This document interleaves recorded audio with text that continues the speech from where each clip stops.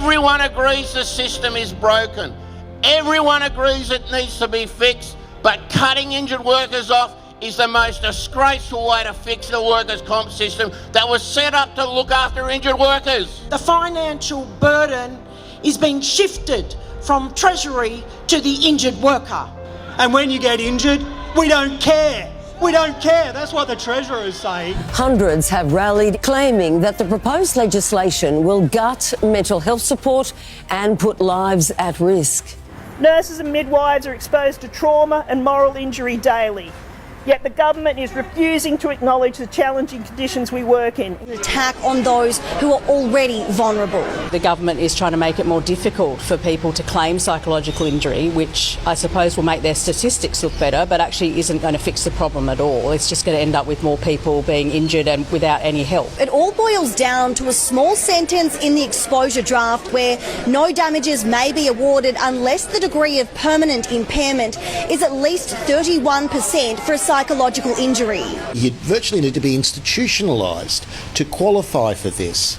Is not fixing the problem. This system is supposed to be here to protect us and to look after injured workers, not to attack them. If you have a mental health claim, you will now have to go to court rather than to see a doctor in order to declare that you are injured. It makes you so depressed, your life is turned upside down. How do you prove that to people that don't know anything about mental and physical abuse and the damages that it causes to you? It's impossible.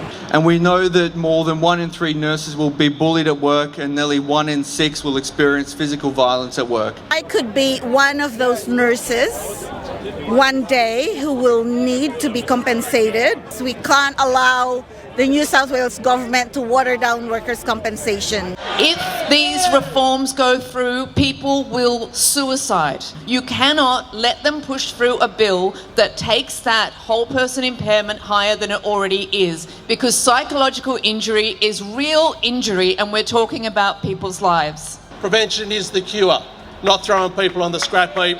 We want to make sure that workers in this state have access to justice, have access to mental health care. We will stand and fight for workers' compensation, maintaining the injury rate at 15%, not your abhorrent 30%. Shame on you, Mookhey, shame.